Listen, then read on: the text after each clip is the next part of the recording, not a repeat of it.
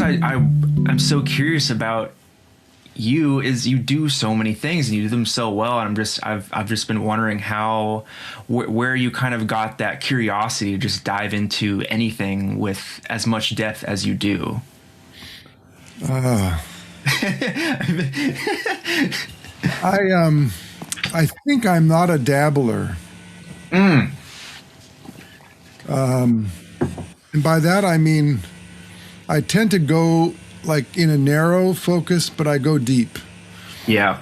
And and then I think a long life in as a guitar player for hire and for making my living, and a teacher as well. I just followed what I loved. I don't. I think I live fairly frugally and I live fairly simply, and so I don't have a lot of demands other than music, Yeah. particularly at this stage of my life. And so I can dive into something and see what's there, Right. you know. But I don't know. I mean, I don't think of it as having, I don't have an idea about myself about having a lot of my shit together. I just feel like I'm always just trying. Right. I Trying to mean, do better and trying to have make a good sound on the instrument, yeah. Yep. make a coherent musical statement on the instrument, delve into the beautiful things that I love about it. I think I'm a little more narrow these days than I used to be. When I was younger, I was pretty eclectic and I loved everything. So I would chase after all sorts of things. I have to be careful about listening to other players because I'll want to, imitate them or beat them or it'll start rubbing off in a way. And at this Yeah. point in my life, I really can't afford to you spend too much time being anything other than what I authentically am. You know what I mean? Well, I feel like that position, that outlook is one that is kind of rare, especially in our world sometimes. I mean, how did you grow to find that amount of patience? Because it's very admirable. So I think maybe I'm stubborn, and more than patient. I'm stubborn. Okay. But I hate to sound like the old guy, but I am getting older, and I'm starting to see, kind of look over my shoulder about how it used to be. And I think I spent a lot of my early years chasing after things that I thought would bring me admiration, or I don't know, maybe it was not that cut and dry, but I wanted to be recognized as a good player, and I wanted to be, of course you have to make the gig, so you have to be good enough to cover the music that you're trying to play, or maybe you're going to an audition or whatever it might be, and you have to Yeah. be on your game. But just, I had a naive idea when I was younger that if I just played really, really good, everybody would love me. I mean, I think, and that's my way of saying it, but Yeah. I think it might be true of lots of us, But just years and years of peeling away the artifice of it have kind of shown me in the last 20 years or so that the only thing I truly have to offer really is something that's true about me. I'm not a real good if you need a guy to cop a lot of styles and cover a lot of like, solos from other people, and I'm probably not your guy, Yeah, right. But I have learned a lot of things because I was interested in them, and the guitar is a fascinating thing, so it keeps me fascinated. But lately, in my dotage, I'm interested in less about the eclectic style guy and more about really digging into and being able to represent or bring forth something that's authentic to what I really love. Maybe a little late in the day for me on that, because I had to make a living, and so I was scrambling. How Right. is it? How is it for you? I mean, you're studying now, or are you Yeah, I'm back in school getting my master's, masters in what? jazz studies. Oh, okay. Yeah. So does that seem like the track is, or the career path for that is to teach in an academic institution? Is that what's available? Well, that that's my reasoning for getting the degree, just for physically having it, because that credential is kind of what you need at this point, which is fine. And I really love teaching, and I would like to be in that environment, so I just kind of need the paper to do it. But for me, it was also just a matter of I had spent 5 years out of undergrad playing, touring, teaching, doing all that stuff that you do as a young professional guitarist. And I realized like the onus was on me to really get better and get to a place where I wanted to feel good about my playing, like the way that you talked about, instead of just doing wedding bands every weekend or whatever it is, just trying to scrape by. So I realized I was not really getting pushed unless I was doing it on myself, and it was just a little too much to bear. And I just thought taking a little break and going to school would be a good decision for me, and it's been fantastic. I love it. Has Love it it. been a good decision? Yeah, it's been amazing. I couldn't, I was very trepidatious. I was like, how, I don't want to leave my life, and blah blah blah. But well, and then COVID hit, so I was like, all right, this is a great time to go.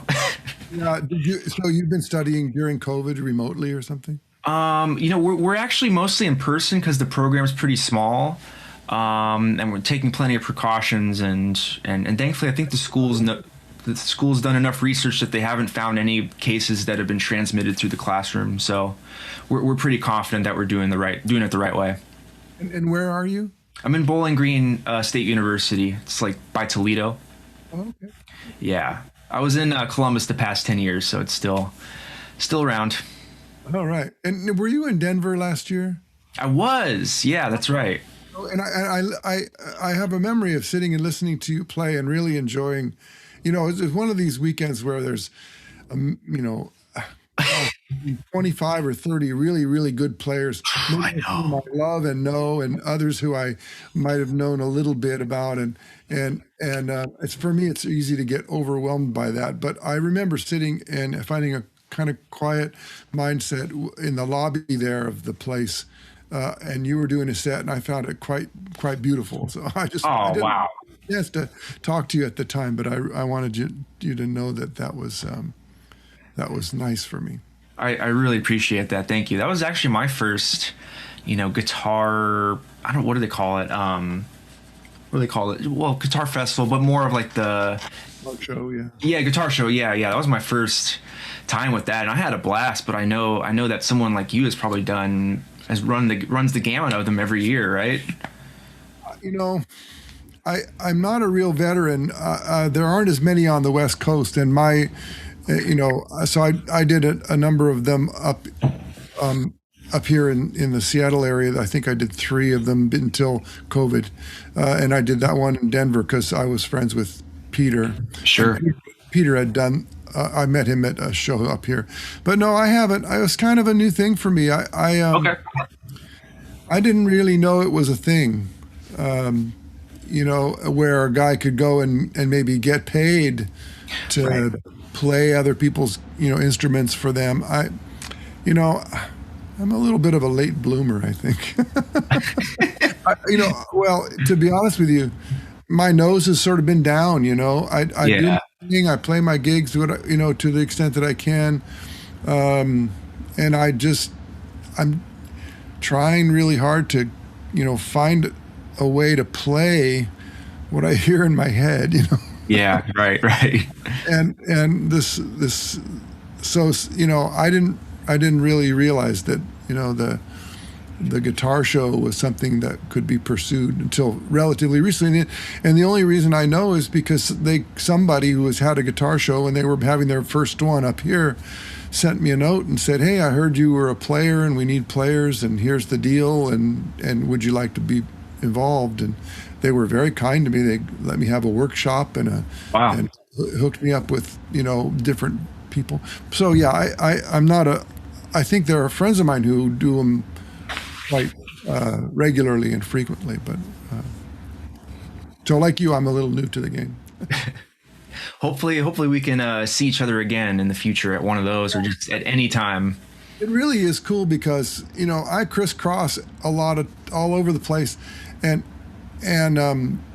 playing gigs all the time, and yet I'm almost always the only guitar player on a gig, except until recently. Since I joined Pearl Django, now I'm one of two, and so there is a little bit more guitar camaraderie available. But yeah, it's I maybe because I don't go out, I don't go to out much unless Yeah. I'm on a gig, and my scene here in the Northwest isn't really club oriented. It's we play mostly concerts and stuff. So the guitar show is really neat because I can introduce myself to somebody who I admire, or I can hear people playing or play with other people, and it really is really fun. Yeah, it's funny. As a guitarist, I think there is such a sense of camaraderie. I mean, at some times there's obviously a lot of competition at a certain degree, depending on what scene you're in or whatever. But I think people like you and I share a kindred spirit with anyone that just loves the guitar and wants to play it at whatever level because it's fun, no matter how good or bad you are. Bad. But we don't get to hang out with other guitarists all the time unless we really kind of go out of our way because we're not usually going to be in a band that has more than one guitarist. So it was a great opportunity. It's great for that. I met people, on the internet and various social media things that bring me awareness of someone like yourself, or someone who I've admired from a distance for a long time, and realized, oh, I can just send them a note. Yeah. I'm always surprised by that because I started putting videos up on YouTube, which it was an augmentation of my regular music teaching and playing life, which I've can keep you kind of busy. But then I would put videos up on YouTube, and I was really surprised that anybody cared, first of all, and you could actually create something of a community. And so I started, I was relatively early adopter of that. And my approach to that is exactly like you just said, is that we are kindred spirits. Doesn't matter what amount of accomplishment you have. It's a very, very small world, but we can reach out further into it via the internet. And then the real shocker is, I'd meet somebody and they would say, "Oh, I love your videos. It's great." Blah blah blah. Like, wait, Right. So it's been really touching and quite flattering, but also kind of an awakening. It's like everybody's sort of like that. Everybody feels a little isolated and is open to sort of friendship and camaraderie and collegial kind of connections and things. And so it's actually wonderful. Yeah, I mean, I met you through Facebook. I mean, it was years ago, and I distinctly remember it was like 2014 maybe, because I would have been like a junior or something in college, and I posted a video, I think, of like think Prelude to a Kiss or something, and you shared it and like said a nice note. And I was just like, whoa, Tim Lerch shared my video and he said a nice thing. Like yes, this is the best. I've just always been such an admirer of you, and that meant a lot. But that kind of, it's very cool how we can reach out in that way with social media. I also really am, maybe more recently, I'm not sure when it started to happen, but I'm aware of it more and more, of younger cats who are reaching out, or who become aware, and then seeing how a guy's goes to my website and and gets one of my transcriptions and or one of my arrangements and really learns it nicely and looks at the videos, and I'm always really kind of blown away by that, because it's like, man, that's hours worth of work, Right. something that I just sort of conjured up, and it really is cool. I'm also really happy to reach out and connect with younger cats, because it, first of all, it makes me not feel like such an old geezer, and it also makes me realize that there's value in it, because I might have, God, if I'm lucky, I got 20 good years in me left, maybe 15 if my hands give out, but then I also realize that there's, some guy in Hong Kong who can just play about 25 of my arrangements better than I can. And that's really great.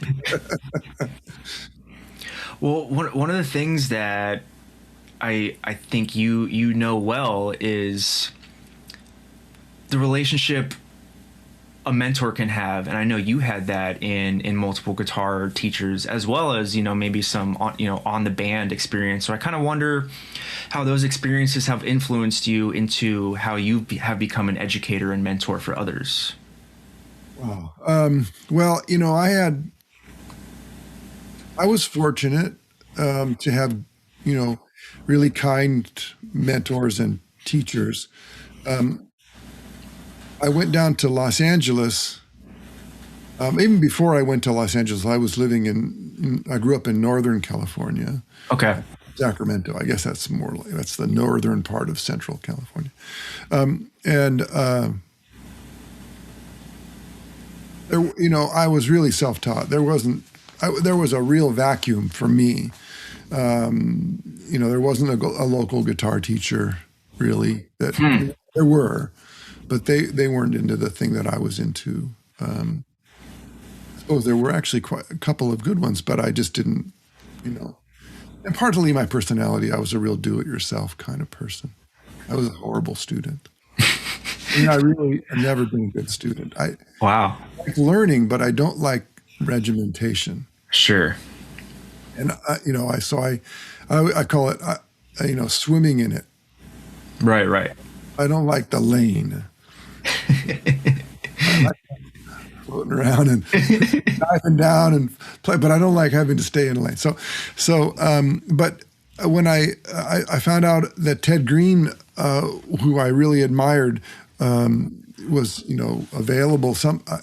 Turns out that somebody in Sacramento who was on the scene with me gave me Ted's phone number, so I just called him on the phone, and he picked up. Which is what I understand from later is it wasn't common for him to pick up. And I called him in the evening, and I guess he was not teaching at that moment, and maybe he thought a woman was going to call him or something. Picked up, and it was a kid from Right. Sacramento. Anyway, we talked on the phone and had a lovely conversation. He was kind to me, and I was in awe of him, of course. And then we had lessons in the mail for about a year. Wow. He was really lousy at that, meaning that I'd send him a question and a check for $5, which is like, can you believe it? And he would then send me back some pages and a handwritten note. Huh. And of course, it would take him about 3 months to get around to doing it, because he couldn't think of whatever. But it was always really wonderful, because he was a wonderful cat. I really had a feeling of admiration and affection for him. Then I would go occasionally, because LA was only about 5 hours south. I could go down for a holiday to, or something like that, and have a lesson. And then I finally, in 83, this was around 81, 82, 83, I moved down there to go to GIT. Okay. I was in the class of 84 at GIT. And so then I could go and see Ted. Not really very often, though. Again, it was still, he'd give me a big pile of work and I'd go home. And Yeah, right. hard for me. And I was a kid. I was young and really poor and not very sophisticated. And he lived in the Valley and I lived in Hollywood. So it would take me all day to get there, Wow.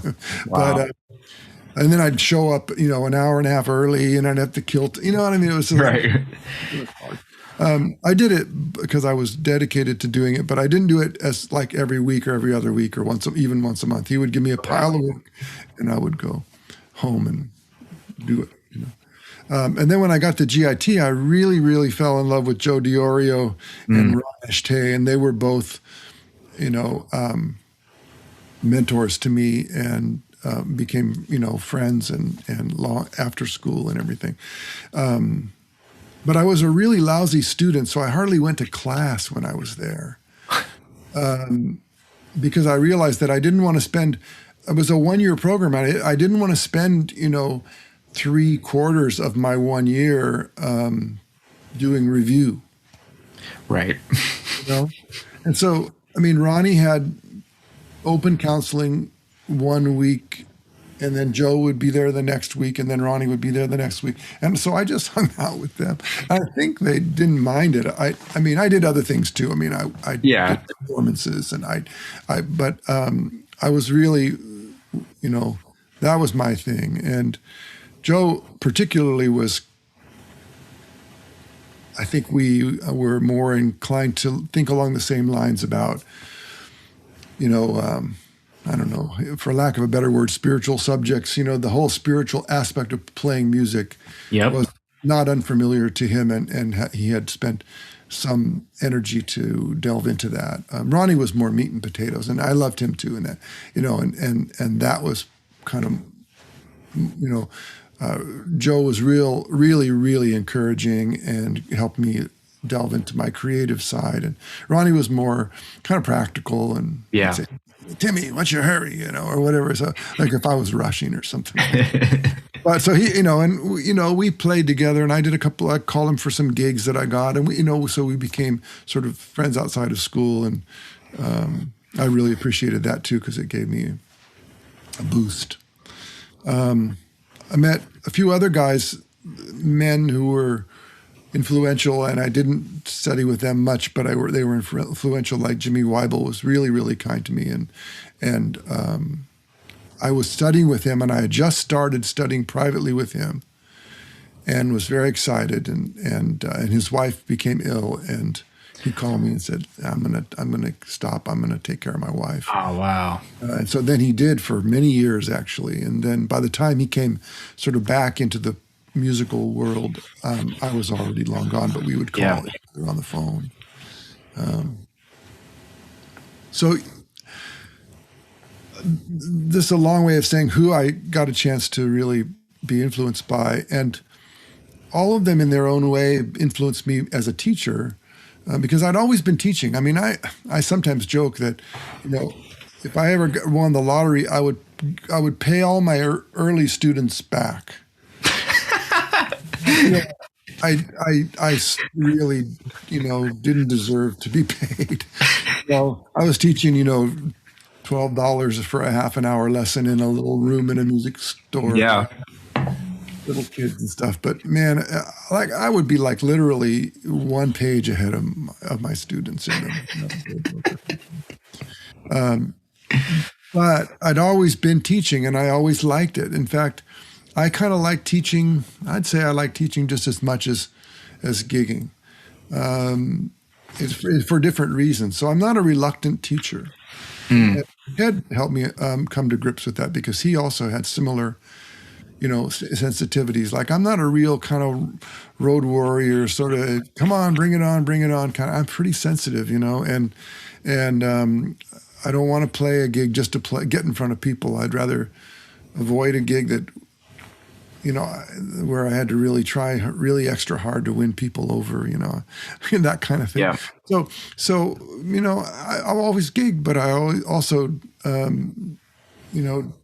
wanted to teach, so I had balance, and teaching allowed me not to have to take every single stinking gig, Yep. Be a little more selective maybe, and find gigs that allowed me to do things that I had thought had musical integrity and whatnot. But I always loved teaching, and Ted was in his own way, because he actually spoke of this rather than it being just an example, about how it's a noble thing to want to teach. It's not bad to want to teach. Okay, and my personality, I love to discover things, and then when I discover them, I love to share them. I heard something just recently that really hit me. You know how when you're with this old saying, you can't take it with you. So it kind of live your life to the fullest and don't be stingy, and you can't take it with you. Yeah. There's one thing it turns out you can take with you. And then if you take it with you, it's gone, which is knowledge, right? What you know about and what you could share if you chose to. And Yep. if you share it, if you do share it, it's out. It's been spread, and given freely. And if you don't share it, then you take it with you, which means it doesn't go anywhere after. Right. That struck me because I've always had this thing of like, maybe even too much, wanting to share. I discovered this cool thing. Let me show you what it is. Well, again, that seems so opposite of what you would expect from a guitar player sometimes, or there's certainly a culture in musicians that want to hold anything they have, whether it's gigs or knowledge or just anything, because maybe insecurity, or they just figure it out yourself, kid, or something like that. But I think that openness is, that's how the music lives on. There's no way we would be here in 2021 playing jazz or any type of music if it wasn't passed down in some formal or informal way. Although I do believe, though, Zach, that figure it out for yourself can be a very compassionate instruction. Sure. So Yeah. because I had to do a lot of that myself, and in some ways I really believe that I'm self-taught, even though I've had the opportunity to spend periods of time with encouraging mentors who had tons of knowledge that they could and did share. I think we're all, in some ways, we're all self-taught. Because from your experience, someone can lay it all out for you, man. But if you're not ready to hear it or do the work or embody it, it's not there for you. Totally. But Ted would say, I remember really clearly one time, Joe had this spirit too. Joe was just like an open book. He didn't have a method so much as he had just a way of being, which was really great.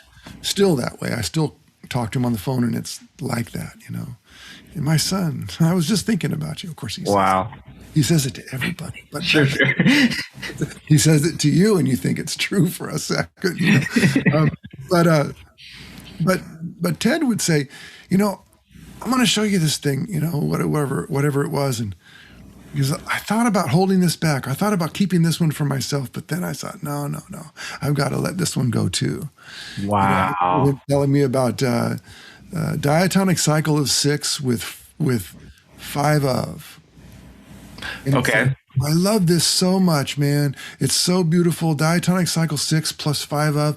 Oh, it's so beautiful. And I thought, I'm going to keep this one for myself. And then I just, I've got to give it away too. And it turns out that that's one of my beautiful, loving things is that cycle 6. I'm so glad that he taught me about it. And I still, damn it, I wish I could call him on the phone and ask him a couple of questions about it. I bet. But because in the diatonic cycle of 6, there's one place where it falls down, and if you put 5 in front of everything, it's beautiful until you get to about five degrees in, and then it falls apart a little bit. And I just wondered how after years of Wow. banging my head against it, what do you do when right there when it falls apart? Anyway, a little musical geekery there. I can't remember your original question, but I think it was something like about this mentors and developing a love of teaching and how to pass it on. And I think I touched on it. Yeah, no, absolutely. That was fantastic. And I think one thing that sticks out to me, which I think is important, is you had equal experience with a pragmatic teacher that's like, here's what you're going to do every week, or whatever the case is, and then also the side where we're talking about spirituality, we're talking about how music can affect you, and just being open. I think having both of those is pretty important as both a student and a teacher. I agree. I think I came up with this. I'm touching my guitar because I feel more comfortable when I have it in my lap. There was a conversation on one of these forums about how to teach music and whether to teach it strictly this way or that way, or kind of one of these things. And there's a couple of people who are sort of famous for saying that you got to do it this way, and there's no other way to do it, and it's just black and white, Wow. and that's okay. I don't disparage that, because I think for some people that can be very helpful. Clearly, the people who espouse that is the way they learned and benefited from them. These people aren't hacks or slouches, But it dawned on me that my perspective on it is I'm not teaching music. I'm teaching a person, and the subject matter may be music, but it's also a lot of things connected to that, because people play music. Music doesn't exist without a person to play it. So we need to understand that if we're teaching, we're not teaching some subject. We're actually teaching a person how to deal with the subject. Wow. And then you open up a kind of Pandora's box, like, how does this person view themselves? How do they view their learning process? How open are they to learning? How hard do they want to work? Those are things that need to be discovered before any kind of method is devised. Absolutely. And method needs to keep all of those things in mind, or you just won't. You will only teach a certain very, very slender selection of folks who fit into the structure that you want. So I'm not a one way guy. I feel like my job is to connect with the student and help them find their way, and give them information if they are needing it or are ready for it, and give them guidance about how to work with the stuff that I've given them, but also encourage them to realize that the only person that's going to get it is them. Mm-hmm. And it's not me. They don't have to please me. They don't have to prove anything to me. Yeah. They have to find it and work it themselves so they can own it. You know what I mean? So that's something I think I learned from all those people in their own way of expressing that to me. Wow. I can't get over we're teaching people, we're not teaching music. I love that. I'm going to keep that forever. That is, yeah. I love that so much. It's so true, because I'm in the depths of grad school, and the jazz area is amazing, and they're all very in tune with that, both sides of teaching and how it's important. But there's a certain classes I have to take on the other side of the spectrum that you have a whole book of like analyzing music, and there's not one word about emotion or like why, just it completely negates the other aspect of music that like it wouldn't exist without us as humans, having emotions and just playing it. Well, Yeah. Hold on. That shouldn't be ringing. That's okay. I have this theory that, particularly in academic realms, but always everywhere, you teach what is teachable. Mm. All the rest of the stuff, you either dance around or you point to or you hint at or you get by osmosis or you give by osmosis, you give by example. But the problem is what's teachable isn't the whole picture. Right. And what's teachable is formula and those types of things, which I think need to be understood to the extent that they're necessary for what a student wants to do with it, right? If you're going to play in a blues band and your whole deal is to be a weekend warrior and just have a great time on the weekends playing, trying to be the best Stevie Ray Vaughan you can be or whatever, Yeah. then you probably don't need a lot of you need some, but you probably don't need a whole lot of what to do with how to harmonize a harmonic major scale or whatever, and then because you're just not going to use that. You maybe not need to learn how to sight read really, really well because you may not, that may not be part of the realm that you're aspiring to be in. So all of those things, the teachable things, certainly they're teachable, but whether they're representative of what's necessary to use, and then how we as students grapple with what then do we do with this information, which is really the important thing. We could talk all day long about whether you need to know the formulas or whether you could live without the formulas or whether you need to know how to read or whether you could live without learning how to read. But that completely misses the point, which is when you play, what happens? Yep. What kind of mind are you keeping when you play? What kind of a heart are you keeping? Why are you playing? What is your goal in playing the notes that you're playing or whatever, there's so much more there that is relatively not very teachable. Sure. We can point to it and we can encourage people. And I think that it's very refreshing when we bring it up. Yep. To the student who's struggling with, who's playing this thing? Exactly. Not just what do you play when, it's who's playing, I think is a very, very important question. My teacher in undergrad, Stan Smith, he's a wizard. He would always, we'd be, playing in combos, and after a certain point, he'd be like, "Stop letting the music on the sheet play you.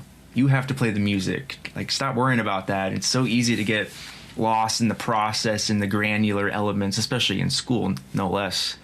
But even, I tell my students from day one, I ask them the same questions, like, why do you play music? What do you love about this? And especially when it comes to improvising, I try to, and I'm learning this myself, I'm trying to just figure out what improvising is to me, regardless of any genre or idiom, because it's, you start thinking about improvising and that means, I'm going to swing, I'm going to tackle chord changes, like all these things. But, improvising is completely aside from any genre or idiomatic, tool or method. You have to learn how to just be comfortable improvising in your life, in music, in life, and then apply it to a genre. Then you're good.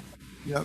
Our lives are improvisational, and you said something that really nails it. Is that it doesn't. If you are a real improviser, you will enter into the realm of the music and the sound, and you will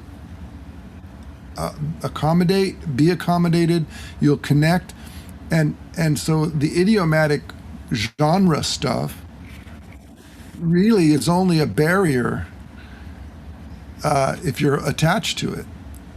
Right. But if you enter into music really from the realm of sound and listening and feeling, then you can apply the knowledge that you have of how to manipulate this thing in your hands. Yep. You're not going to necessarily. It's kind of like you'd walk into a room, and everybody's talking about sports, and all of a sudden you just barge in and say, well, nuclear physics is my deal, man. And so now I'm going to respond to all your sports questions with nuclear physics, It's just we wouldn't do that. And some people who might do that will find out that they're not very happy. Right. But in some ways we have a kind of a musical autism because we don't always have the ability or the even the knowledge that it's important to drop our own story and connect with the situation that we find ourselves in. And I think that's a really profound thing to learn. And I think that the great improvisers are ones who recognize that, Absolutely. I mean, I think, yeah, you think of any of the great improvisers, and they're not, obviously they might stay in their lane their whole career, but you can just tell that you could just hear their spirit. And if you have a student where you can tell they're a great improviser, they have that openness, it's almost easy to be like, okay, well, here's how you deal with, jazz and changes. Here's how you deal with blues. And because they just get it already. Just, all right, here's some things to think about. You'll be fine. Yeah. That brings up another interesting thing.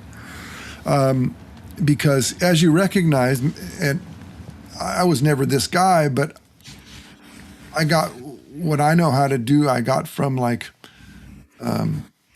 really just stubbornness, I had a pretty good knack with melody. I could hear melodies, and I would listen to pop music when I was a kid, and I was always filling in melody. And I would, if I sang the song by myself, I would always fill in this sort of inner line things. Wow. And I just did it naturally. It just was, I didn't know you weren't supposed to do it, Sure. Like if when I was a kid, let's say there's a song like, I'll think of the stupidest song I could think of, like when I was a boy, like let's say, Tie a Yellow Ribbon Round the Old Oak Tree, right? Was a hit with Tony Orlando and Don had a song called Tie a Yellow Ribbon Round the Old Oak Tree. It may have been an older song than that.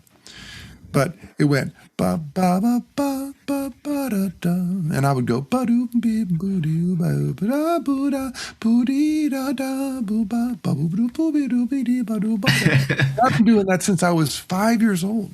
Wow. Not as bebop, but you know what I mean? I never saw the song as being, like the melody would go da da da da da da da dum.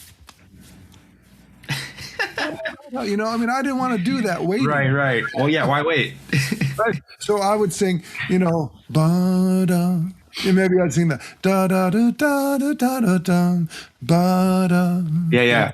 Dee ba ba dee. So I would sing like all this sort of individual melodic content that I just thought was just the song, So I had a knack with that, but I was lousy with harmony. I just didn't hear chords very well, I didn't. I think I heard them, but I didn't know what to call them or where they were found. But I think sometimes music education and teaching other people it gets convoluted because there are some people who really need to be taught because they aren't terribly musical. They don't have those leaps that the guy you just described a minute ago has, right? Right. They're already musical. We don't have to teach them how to be musical. All we have to do is teach them the brick and mortar stuff, and they'll begin by, even without even knowing it, they'll begin just making music out of the raw material because they can't help themselves. Mm-hmm. And before music education was much of a thing, those would be the only guys that ended up playing. Right. Those would be the 4 or 5 guys in a high school that could actually play. And now we've got this idea that everybody can be, a musician if they just know enough about what to do. Mm. And so this is a little. I'm hoping this isn't going to sound cynical, but like music schools are cranking out graduates, and then those graduates are taking the stuff that they learn, which is teachable, and then they're applying it to their musical lives, and maybe the music isn't very inspired, or maybe it isn't very even good, and then maybe they become teachers because that's a way to make a living, and it's a sort of cycle of passing on the information rather than letting the music community sort of self-select those people who actually have music in them, and can rise above all of the difficulties that society puts in front of us, and so I'm not sure where we are with all of that, but I think it's something to be, as educators and as learners, to be aware of. I'm certainly aware of it, how it's been for me, how it is for some of my close students. Anyway. No, I think that's a fabulous point. I don't think it's too cynical. It's just a reality. I mean, you could live your whole life and go through school all the way up to a doctorate, and then you become the head of a program. That's not, to me, that's not how it should be done. But the system kind of forces it, because it's easier to be in school, because then you can just defer your loans, and you can't pay for your loans when you're a full-time musician. Yeah, so I mean, it's one thing. It's hard enough to pay for your loans if you're a doctor. Sure. Yeah, for sure. And the notion that you can go through 4 or more years of academia at 40,000 a year a pop, and then get out and actually have a career doing something with the skills that you learned, which isn't teaching. I mean, exactly. Yep. There's no bands on the road. There's no nothing, I mean, yep. So I didn't go that way. I mean, I went that way a little bit. I think I spent $3,000 to go to DIT, but I don't know. It's hard for me to know. I think as musicians, creative musicians particularly, we have to resign ourselves and become skillful at living kind of low to the ground in terms of our economics. Yeah. Maybe we're fortunate. Maybe we have a few opportunities that can be parlayed into something, and maybe we can make a little money and learn what to do with that, income if we are smart with it or whatever. But that's unfortunately isn't the case either. So we have these ups and downs, or maybe a lot of downs and maybe a few ups, or maybe a sort of a steady kind of low level scraping by. We got to be comfortable with that. That's just all there is to it. Yep. Well, I mean, I think anyone in our position, we just have to do it, because what else are we going to do? Yeah, that's There's it. no way. Let's hope that that's how it. I mean, that's maybe the great equalizer, is that the folks that stay with it longer than a few, financial quarters, right.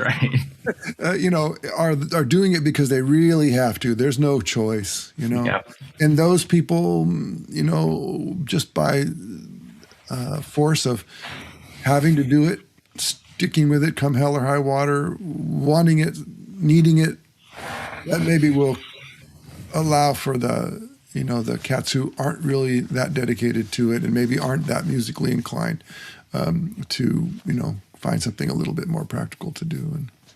And I always just figured, if I can pay the rent and not starve, I am a success. I don't care what, because I don't have any idea about making money. If I can keep going, it's good. Yeah. Of course, then I get older and I start thinking about stuff like, well, what happens if I can't get in the car to get to the gig, or what happens if I start becoming a lot more sensible than I was when I was younger. Right. If I slam my finger in a car door, I'm fucked. I'm really out of the game. Right. So let's. So now I'm just. Well, I think one thing to your credit, I mean, you said you were an early adopter of teaching online, and you've built just an amazing community and so many different platforms where you teach and have your stuff out there. So I mean, it's clear. I don't know whether it was by design from the beginning, but you've certainly set yourself up to have a great platform for that, which is I just wanted to share. I felt like I had something that the world would be happy to experience, so I wanted to share. And then I realized, somebody said, I wish I could come to West Seattle and take a lesson, but I can't because of something. And this was in about 2009, and I had heard about Skype, and I said, well, we can try this. And, of course, in those days, you had to turn it on and off 5 times in an hour. And, the connection was bad. And, I mean, it was really bad, and it Wow. was up. And, and I would end up like recording. I did what Ted did for me. I just record a whole lesson. Someone would ask me a question and I'd record an audio lesson for them and send it to them. I mean, Yeah.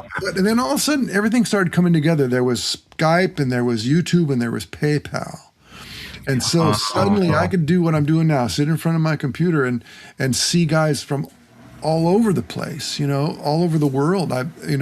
So fortunate. Still do. I mean, I teach still 3 days a week. I have about 15 students a week on a given week. Yeah. In addition to all of the other stuff, because I really like, first of all, a lot of these students I've had for years. Wow. And they, not always weekly, but every other week seems to be a good thing, or once a month.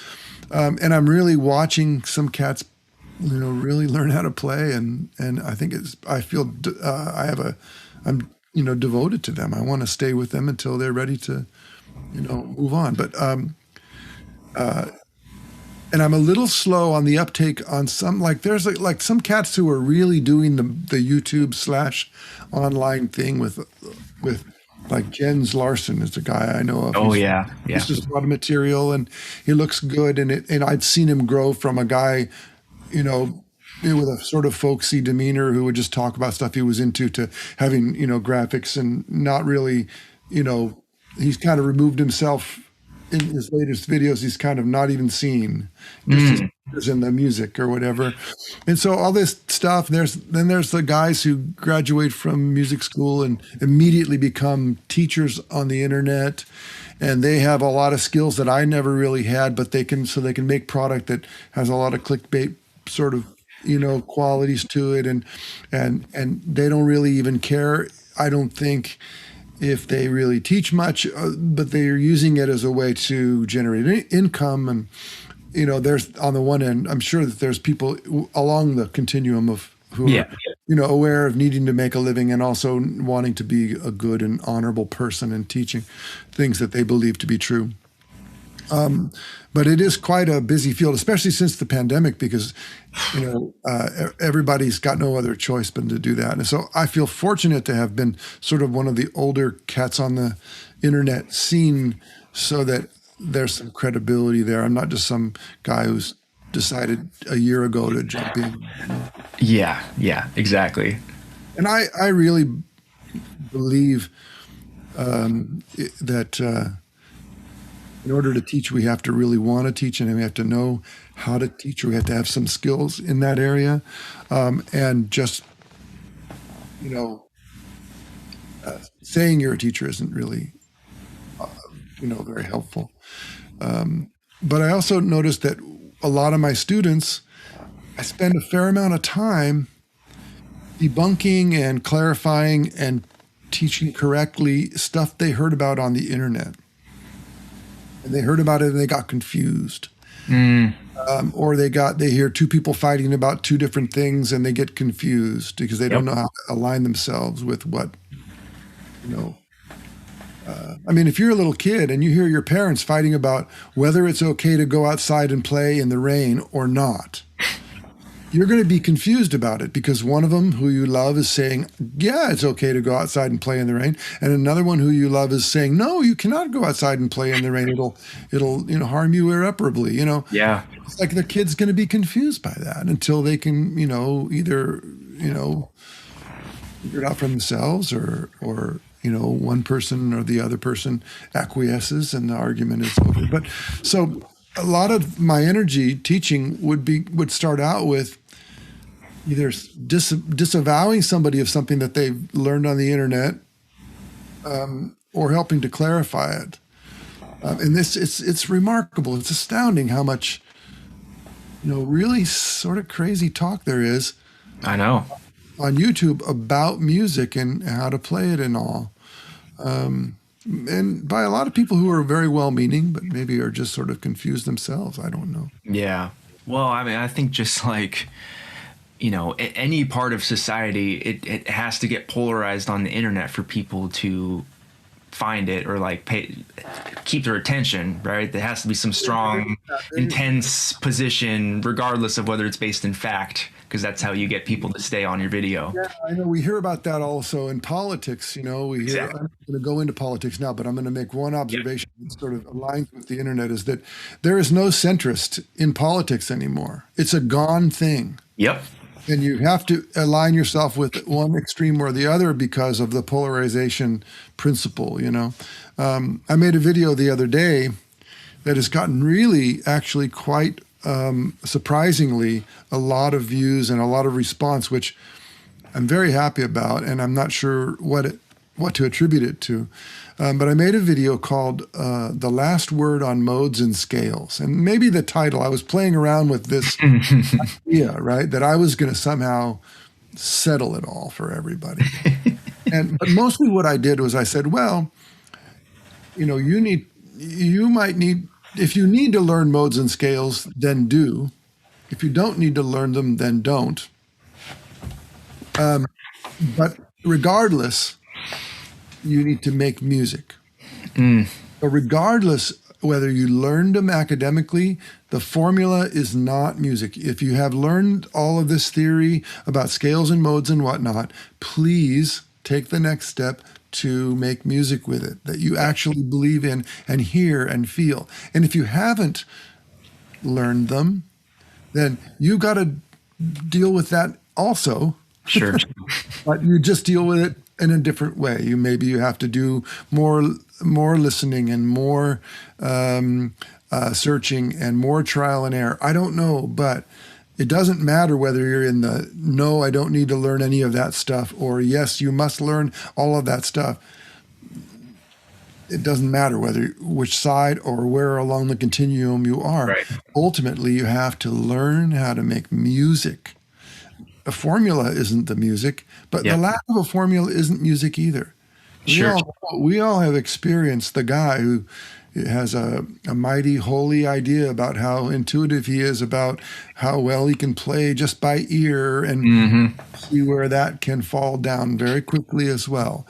So, you know, you can get sabotaged by what you know, and you can get sabotaged by what you don't know. That's really not the issue. The issue is, let's get to where the music is. We live in a world of sound. We don't live in a world of formula and information, you know. Exactly. That's my take. And oddly, though, that's a centrist kind of view in some ways.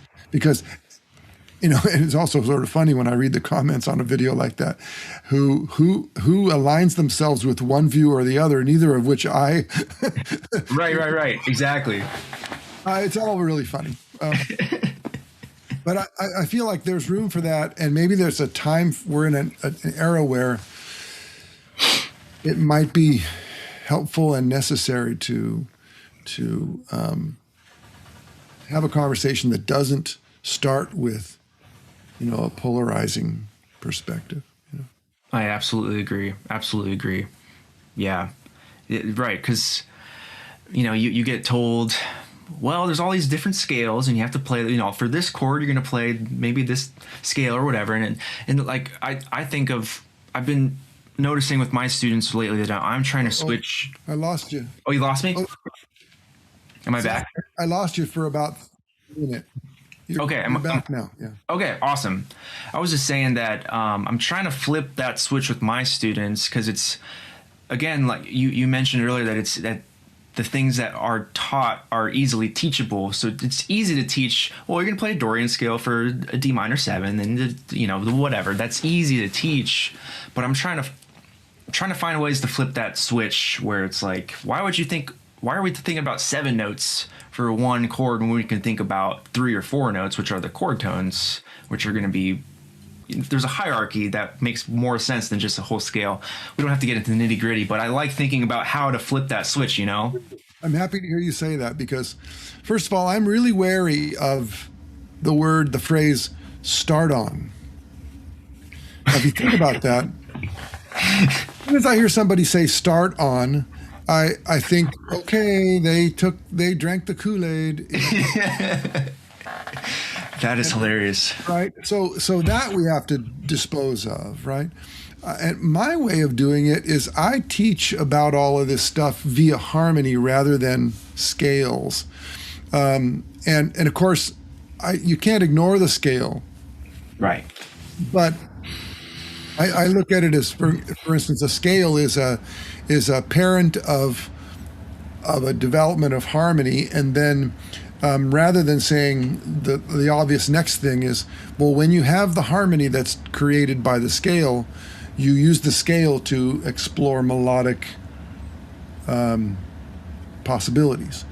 Now, that's not bad. It's not wrong. It certainly isn't untrue, but it sets the player up for thinking of harmony and melody as separate and scales as a unique thing as opposed to chords. So because I'm harmonically oriented and because harmony was the thing that challenged me the most, melody was never a problem for me. I could hear it, but I couldn't always hear the harmony and the cool, beautiful stuff in the middle because I was distracted by the low-hanging fruit of melody, you know. But I just start with the chord, and then I find the extensions, and then I make sure they understand that that's how you find, you know, what someone might call a mode or something. Right. That, you know, a chord inside of a harmonic structure has 4 primary notes and 3 extensions, and then even 2 possible, you know, notes that aren't literally in any scale but can be used as in the flow of the expression of melody. And I think if we do it that way, then the melodies tend to be more connected to the harmony as a result. And we can what is the word I was just about ready to say? We can kind of reduce the reliance on this business of the parent scale or a litany of choices of would-be parent scales that always are very root bound and of course they're a scale, so you think of them as fingering patterns, and all the whole business of the way we learn that stuff seems to, for a lot of people, it seems either to confuse them, or even if they really get it, it doesn't help them produce any beautiful music. Of course, there's there's the select group, the smaller group that just eat that stuff up and can do brilliant things with that kind of knowledge. But then the question is, well, would those people they would probably have gotten it on their own anyway without having to, you know. Exactly. It's so easy. I think that we have to look at the whole thing instead of separating it out into these separate components. And for me, the unifying factor, I know it's not the only unifying factor, but for me, the unifying factor is harmony. Right, harmony includes melody, it includes rhythm, it has everything. If you look at the music from a harmonic perspective, and I don't mean just memorizing chord changes, I mean, what are the implications in any, you know, passage of music broadly? And for me to associate with the harmony is helpful. You know, it's so easy to separate all those musical elements, and I love that you brought that up because, you know, I'm going to spend 15 minutes on arpeggios, 15 minutes on scales, 15 minutes on voicing. It's like they're all part of the same bag, and it's really important to realize that, you know. Yeah. Those false separations never help us. Yeah. And expedience at first. I mean, but there's even a guitar that is sold it has been being sold since 1952 by a big company, a large, famous company, and it's got a switch up here, and on the switch it says rhythm and treble. And if you were a guitar player in my era, and someone said, "Hey, you play guitar?" and you say, "Yeah," they say, "What kind, rhythm or lead?" Right. And I think that guitar players like us still in some ways believe that bullshit. You know, it's untrue, and no other instrument really believes that, but because we're sort of, you know, we come up in a in a garage instead of a a band room, like a Right. school or whatever. We adopt a lot of silly stuff, and one of the silly things is that rhythm is one thing and lead is another, and you're either one or the other, or you're doing one thing or the other. Right. Yeah. And I just never wanted to believe that, and I still don't. Yeah. I try to convince as many people as will listen that they don't need to believe that, and that they're better off if they don't. It's just fallacious. It's like, yeah, like I'm playing a solo, so I'm not playing any rhythm anymore. There's just no rhythms happening. Yeah, right. Like, what are you talking about? Right. I mean, even just the reality that every melody has rhythm, every improvisation Yeah. has rhythm, and the better the more clear the rhythm is, the better the improvisation is likely to be. Right. The more reflective of the harmony the melody is, probably the better melody it's going to be. Because it's never separate. We learn our lessons along the way. When I was a youngster and I learned about harmony, finally, after struggling, Ted, taught me these mechanisms, and I discovered a lot on my own and whatnot. Oh my God! I look back on some of the arrangements that I created when I was, younger, and and it's just like chords everywhere, and it's like chord. I mean, I put in more chords than there were melody notes most of the time, and it was definitely. I had to kind of go overboard with it until I discovered that going overboard isn't always very good sounding. Right. You mentioned when you were 5, you were singing melodies, and you were already aware to some degree that there were other parts that were happening. It wasn't just the melody happens and then nothing, right? And that leads me to believe that type of connection with the music led you very naturally to solo guitar. And I kind of just want to hear how you came to that world, because it's a very unique world, and I love your approach on it. It's masterful, and I just love it. Well, thanks for asking that. I've maybe told a little bit about this before on other things, but I seemed like it was always for me what I wanted. Before I played jazz guitar, I was interested in blues. I'd play, like my big heroes was Lightning Hopkins and Mance Lisco and those kind of Texas guys. I loved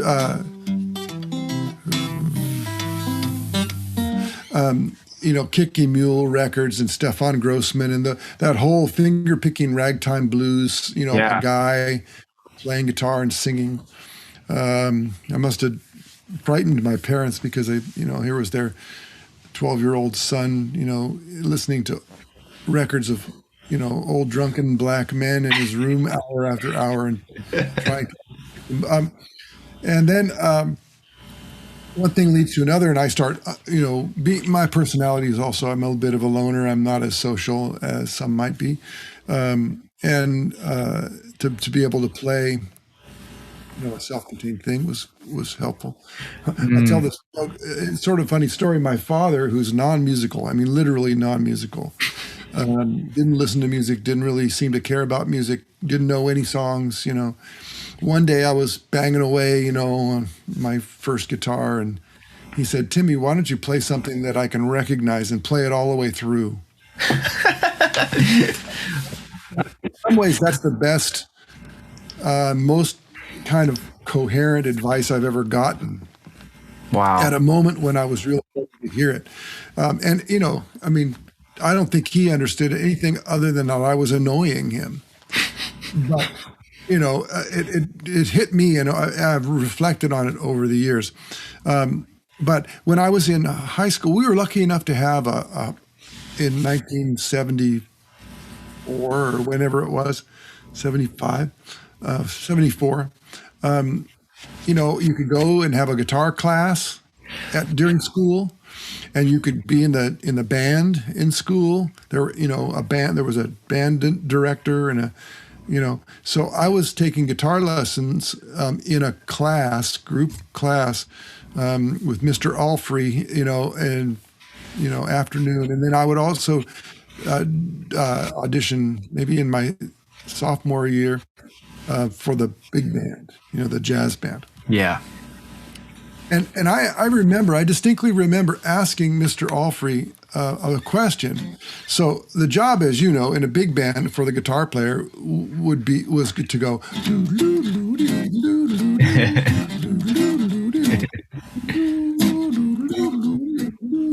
right, just the strumming, right? And I said to him, well, why can't I go,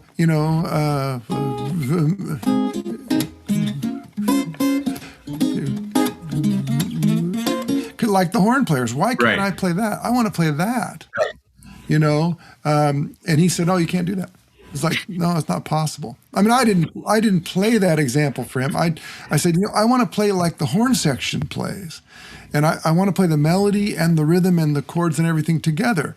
And he kind of said, well, it's not possible. Or maybe he said, well, you learn classical guitar or something like that, And I just never gave up on the idea that I could play a whole song all the way through with all the parts. And I heard them in my head. I would fantasize about it. And then I heard someone like Joe Pass, probably the first. Before I heard Joe Pass, I heard guys like Dick McDonough and Carl Kress and George Van Epps and the early chord melody, for lack of a better word, players. Because those records, I was listening to like funky blues records that have been re-released on like Yazoo Records and some of these record labels, these small record labels that were putting out old recordings and re-releasing them with art on the cover by R. Crumb or Robert Armstrong or some things like that. And so I heard this record called The Pioneers of Jazz Guitar, and it was all Carl Kress, Dick McDonough, George Van Epps. Sometimes they didn't know it was George Van Epps, so they called him somebody else, Eddie Lang and Lon Johnson and those early players.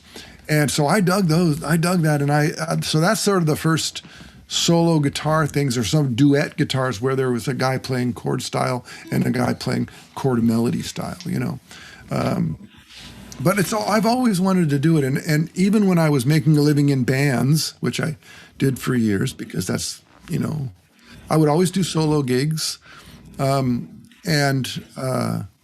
study and study and study. In fact, I kind of felt like I always had two things going on, wearing two hats or living in two worlds.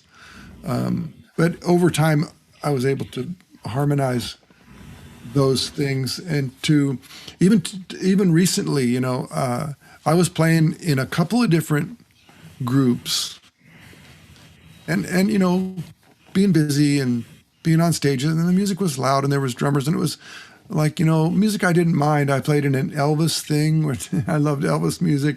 I played in a couple of old school soul kind of R&B things.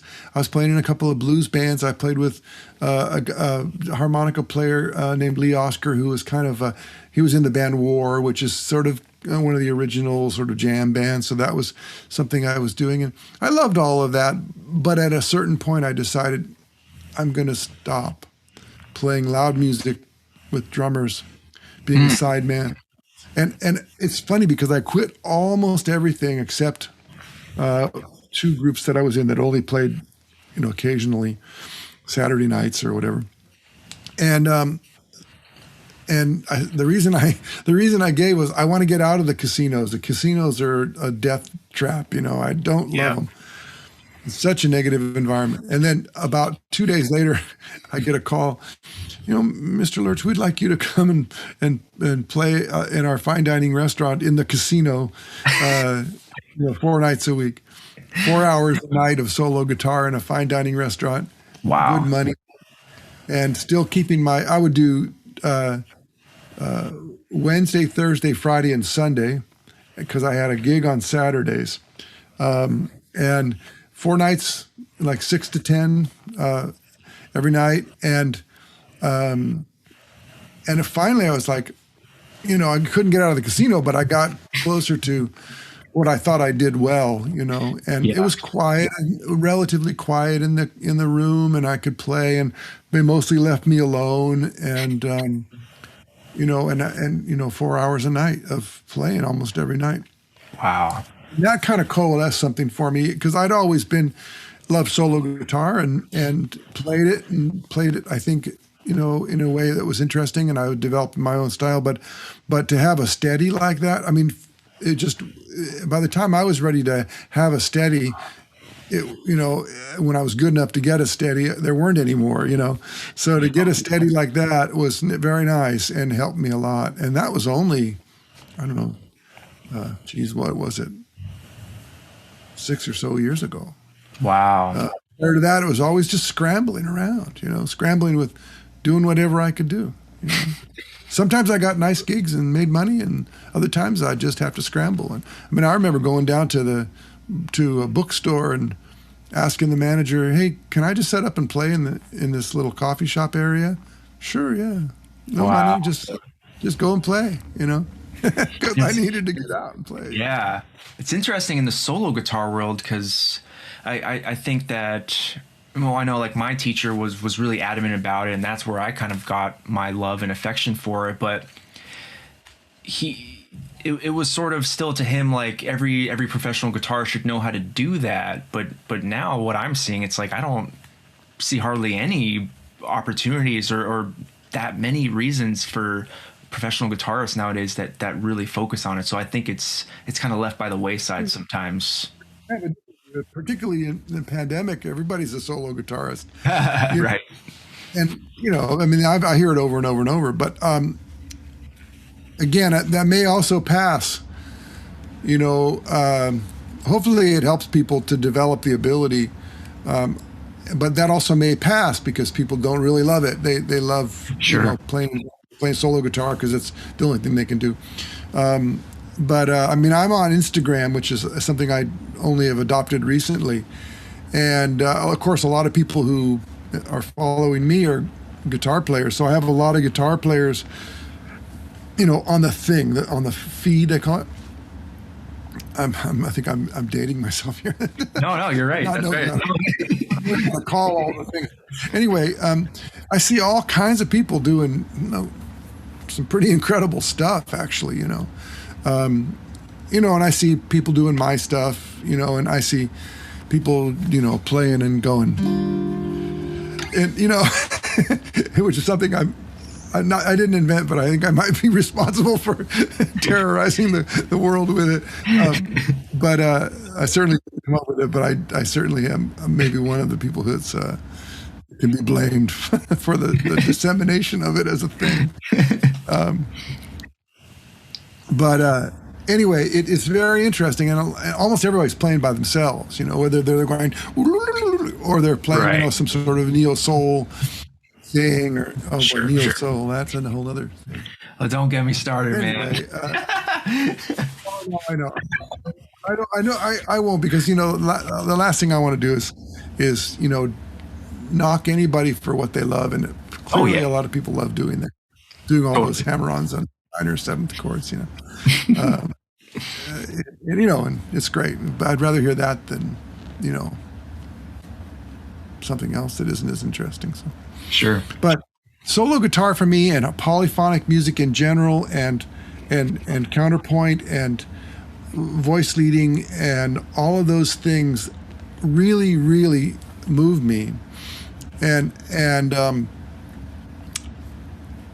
so it's a mixed bag, because listening to somebody who's sitting with a guitar in their lap may not satisfy those things for me, because there's a lot of people who are playing guitar alone, but they aren't really playing it very interestingly or at a very developed level that is satisfying for my ears, and that's okay, because I'd rather hear someone try to do it than not try to do it at all. But it's such a stunted, in some ways it's kind of stunted.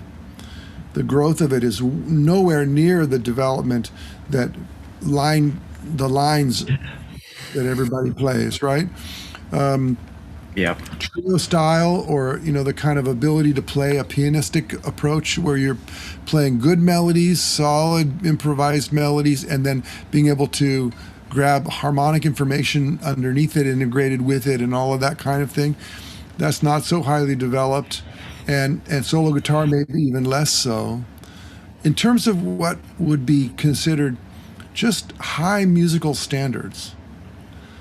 So one way I think it's I help people to understand what I'm trying to say here is, if you walked into a club, and let's say you're on your first date with a beautiful woman, and you went to a piano bar that had a nice classy kind of feeling, and maybe you're going to have a few drinks and then you're going to go somewhere else for dinner or whatever it is, and you walk into the joint and you sit down and you hear a piano player over in the corner going, blum, blum, blum, blum, blum, blum, blum, blum, blum, or blum, blum, blum, blum, blum, blum, blum, blum, blum, you would want to leave, But that, unfortunately, we hear that kind of playing by guitar players, because that's how the music is somehow represented. I always tell my guys, I say, well, great, you got the fingerings. Now you have to make some music with it. Yeah. Because it's really hard. Yeah. Right? It's hard even to just get the fingerings. Yep. But then to go beyond that and to get it to a level where it's actually musical is really kind of rare. Totally. And that's the thing that drives me. I don't know how often I accomplish it, but at least I intend to make beautiful music happen when I'm playing the guitar, instead of just lumping, chords underneath the melody and playing the whole thing kind of, with a kind of rough hewn sort of thing. I'm just, and so the solo guitar, although it's not lacking in people trying to do it, I think it's one of those things that is compelling. And one of the things I think I try to add to or contribute to the musical, dialogue is that solo guitar can be beautiful. It can be beautifully played, and it's not chord melody. In fact, I'm even offended by the term chord melody, because I think it sets up a mindset that produces that kind of playing that I don't really like the sound of. Chord, yeah. Yeah. Or play the chord and hit the melody 3 times. Who the hell thought that was a good thing? You know what I mean? You hear it. We heard, beautiful players do it, maybe on their one solo piece, ba da da da da da da da, or whatever. And sometimes the melody likes that. But if you heard a singer and you say, "You are the promised kiss," no one would listen to that. So why do guitar players feel right? 3 times on the top of a chord? Anyway, I'm going to stop now. But the positive thing is, I'm not just going to complain. I'm not just going to complain about it. I want to say the positive thing is we have so many beautiful things. We have a polyphonic instrument where notes can move against sustained notes, where we have incredible ability to have dynamics and control those dynamics. We have a relatively good harmonic palette, and if you have some special techniques, like lately I've been really working on this harmonic technique of raising notes inside of a chord individually to create inversions. Yeah. Rather than the ripple effect, because I think that's maybe a little bit used up and has become a little bit of a parlor trick, where you hear this sort of, that's neat to do, but I really like this.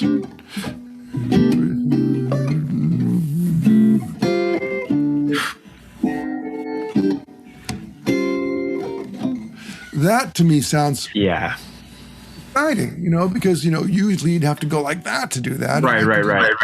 One little harmonic or 2 little harmonics inside of a well-known voicing, and all of a sudden I got half steps and things mingling in there like Bill Evans and my favorite piano players do all the time. So it's almost endless if we're creative and we're willing. And there are cats. We don't want to focus on the cats who aren't doing it. We have cats who are really doing it. You can do it. Steve Herbermann's beautiful. He's beautiful. And they're all different guys. There are guys like Jake and Taylor who are kind of doing more like pop music with a beat, and that doesn't really appeal to me. But they're killing at that, Yep, totally. Yeah, and it certainly isn't the only thing they can do, but they're choosing to do that because that's what the public likes them to do in their capacities, but there's beautiful players, man. There are beautiful players, and Antoine Boyer, Insane, just that guy insane. is. It's insane. And, Pasquale Grasso, these cats, they all seem to, they're not doing the same thing. Not a lot of guys are doing what I'm doing because I think I'm kind of like a California weirdo. I mean, I really think that I am. But I'm also the child of a California weirdo. I mean, in terms of my musical lineage, there's something about that.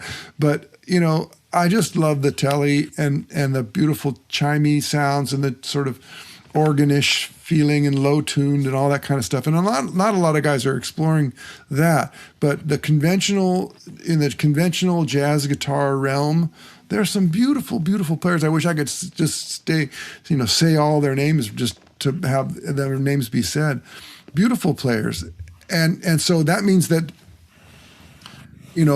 it's happening. People are becoming more aware of the possibilities of it, Absolutely. I mean, every day I think, God damn, they're good. That's really, really good, There's definitely. Or I hear this. Okay, I got to stop doing that now because there's somebody doing it better. I'm going to give that one away. I got to go find something new to do because that old thing has found its new mama. Totally. There's just so much out there. Oh my gosh. But I thank you so much for giving your time. You're just so much fun to talk to. I feel like I really connect with how you think about music and life, and it really means a lot to me.